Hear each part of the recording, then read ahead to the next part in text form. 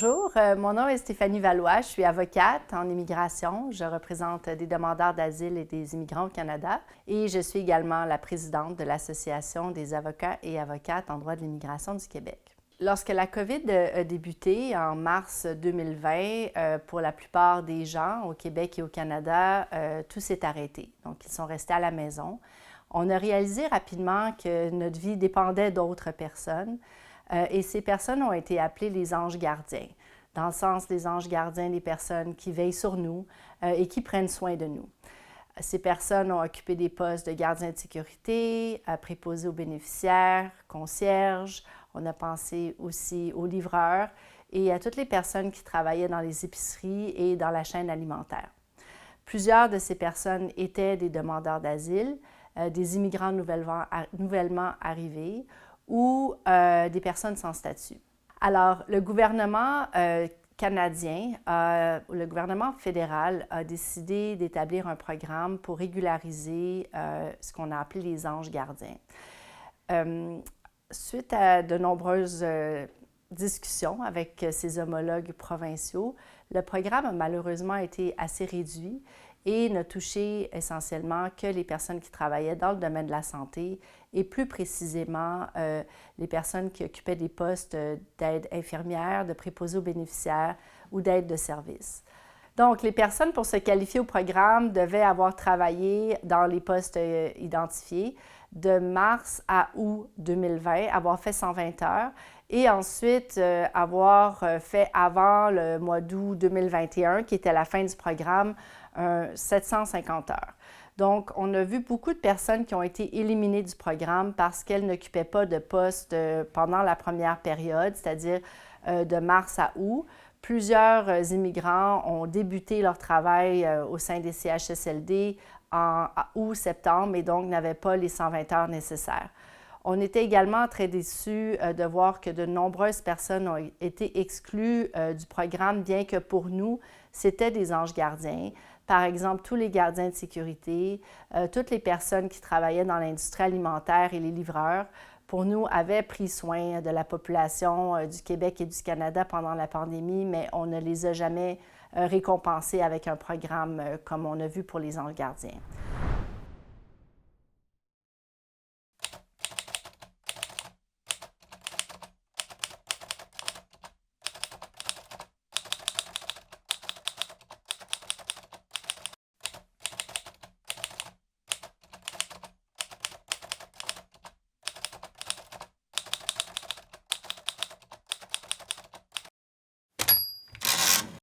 Les restrictions ont eu pour effet qu'il y a eu peu de dossiers qui ont été finalement traités par le gouvernement fédéral. On parle d'environ 5 000 dossiers, c'est-à-dire un peu plus de 10 000 personnes.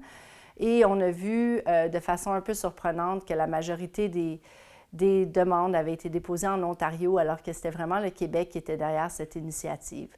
Donc, on a pensé qu'à peu près moins de 5 000 dossiers ont pu être traités au Québec, alors qu'on s'attendait à ce qu'il y ait beaucoup plus de personnes qui puissent être régularisées de cette façon-là. Nous devons tous reconnaître collectivement l'apport de toutes les personnes qui vivent autour de nous, peu importe le poste qu'elles occupent et peu importe leur statut d'immigration. La COVID nous a vraiment montré que pendant la pandémie, ce sont des étrangers souvent qui ont pris soin de nos grands-parents et qui les ont soignés, qui sont restés avec eux jusqu'à la fin. Maintenant, le gouvernement doit reconnaître cet apport-là et toute la société le doit aussi. Il y a encore au moins 100 000 personnes qui sont sans papier au Canada qui pourraient bénéficier d'un programme de régularisation. Alors, nous espérons vraiment que le gouvernement va adopter un programme large et que le programme pourra être suivi au Québec. Nous espérons aussi que la population pourra appuyer ce programme-là et reconnaître l'apport de ces personnes, de toutes ces personnes, peu importe leur statut, à notre vie quotidienne.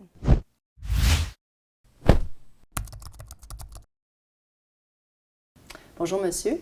Bonjour. Est-ce que vous pouvez vous présenter brièvement? Ok, alors, je suis immigrant, comme tout le monde, et je me suis appliqué pour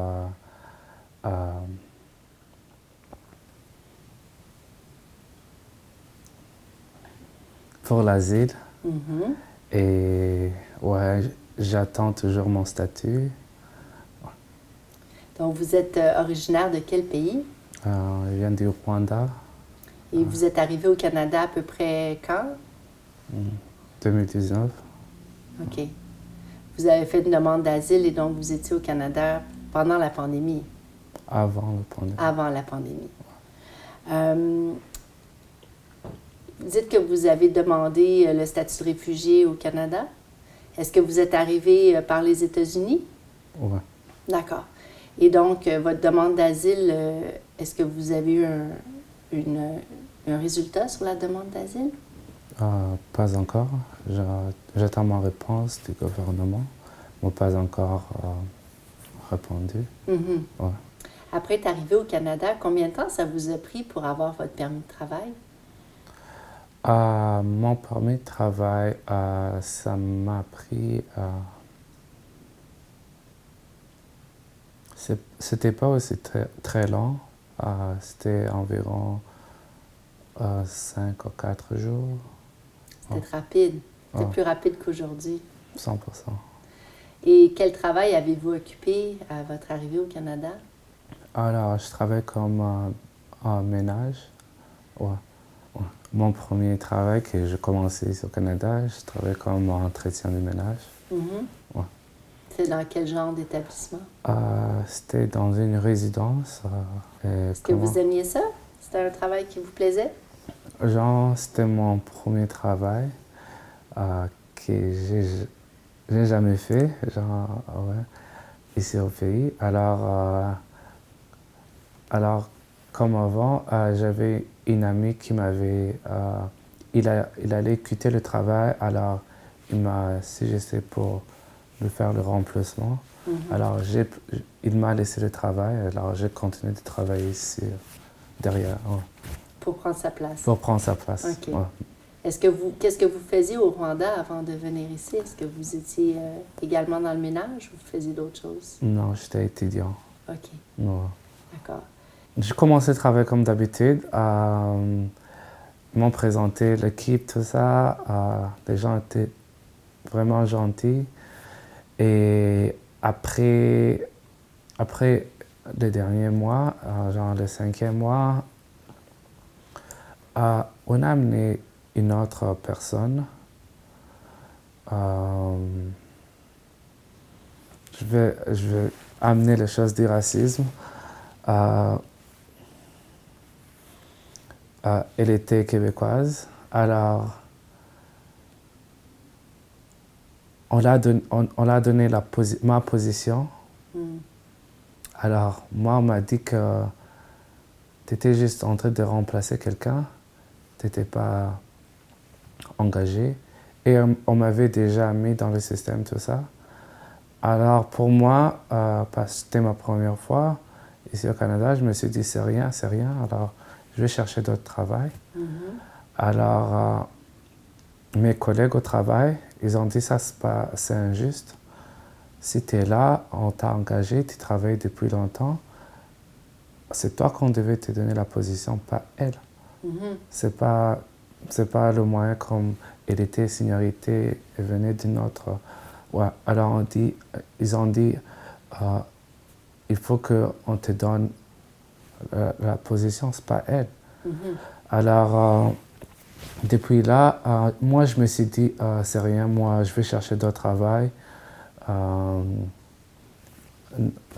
N'est pas gêné, moi je m'en fous. Vous ne vouliez pas faire de problème?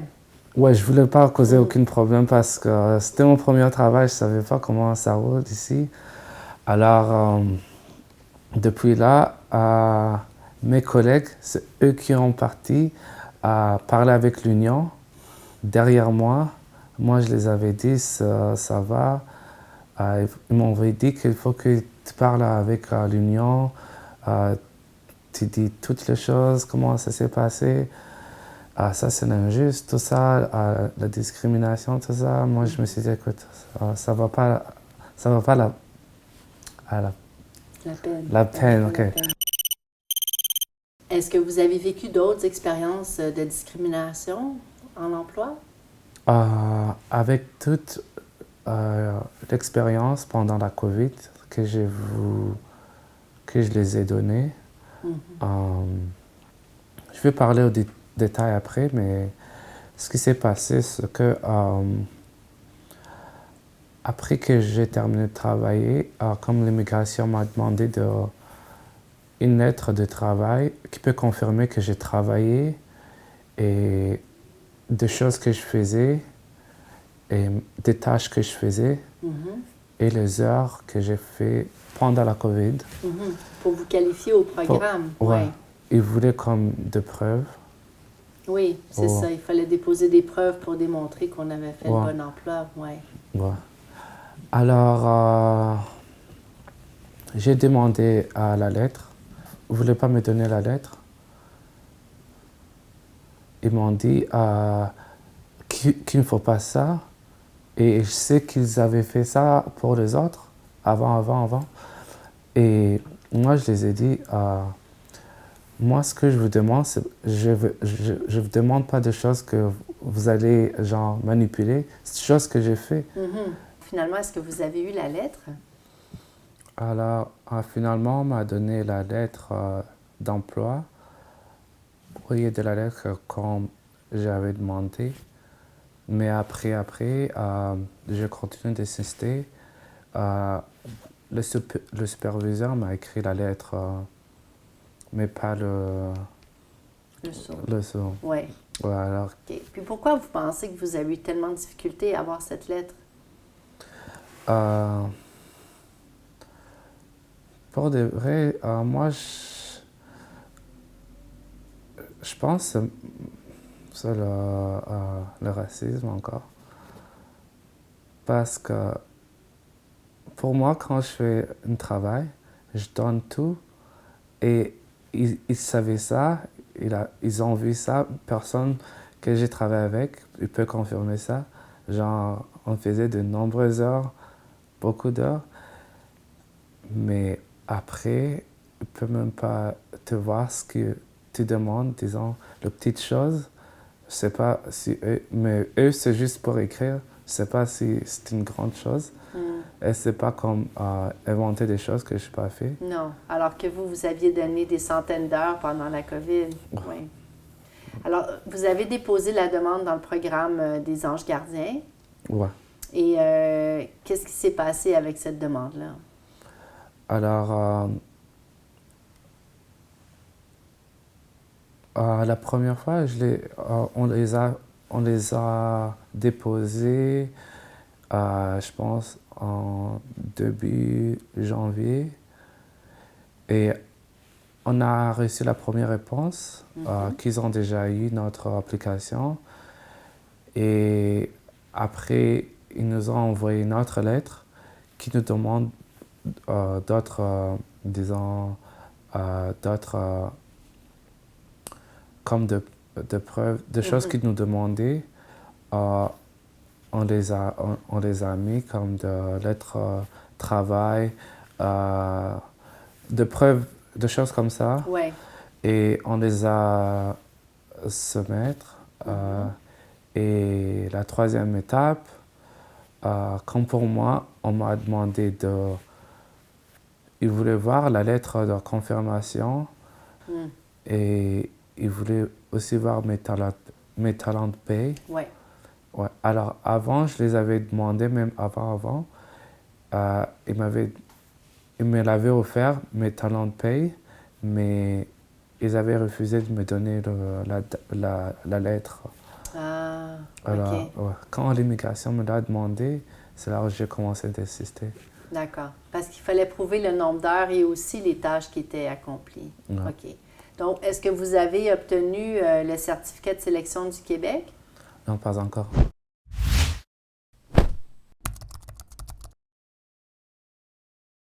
Donc, vous avez eu beaucoup de difficultés, en fait, au Canada. Quels impacts vous percevez ou vous pensez que ça a eu sur vous? Je vais insister beaucoup négatif parce que normalement, pour des autres, ils ont pris... Normalement, le processus devait être rapide. parce que pour le moment, je devais être presque fini avec mes classes, mon école. Et maintenant, je pourrais commencer à travailler, à regarder genre sur mon futur, à quoi je devais travailler mon emploi. Ouais.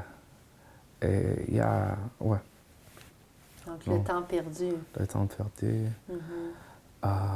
Même, il y a des opportunités que je ne peux pas même recevoir euh, avec,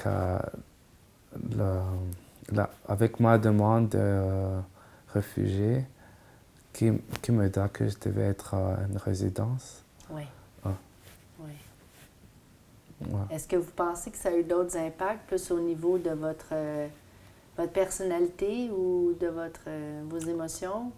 100%. 100%. Ça déprime beaucoup. Mm.